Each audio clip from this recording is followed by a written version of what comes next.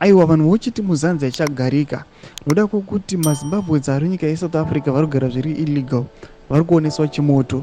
Aiwa new government yakapindira iyi vakomana ava vari kunyatsa kudevelopa nyika yavo vari serious, havasi kuda zvevanhu vano undermine their progress and their success. Satapinda masvika anobuda nyogwa muzara nhasi ndopano kuti wasubscribe like turn on the bell icon. Timira panapa muzimu aya vanyora vachiti South Africa Home Affairs Police intensify crackdown on Zimbabweans.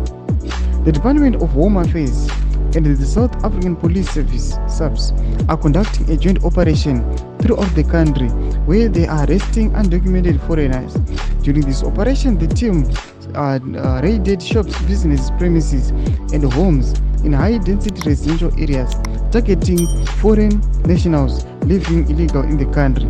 Those found without paper documentation are being arrested, jailed, and subsequently deported to their countries of origin. Thus far, hundreds of Zimbabweans have been impacted by this crackdown. Tona kuti aiwa tuna the government of Zimbabwe aiwa inogamuchira kana kuti inoita measures ekuti aiwa vanhu ava vari kudeportiwa South Africa vatiri kuona kuti thousands of Zimbabweans aiwa ndo vari victims at this operation.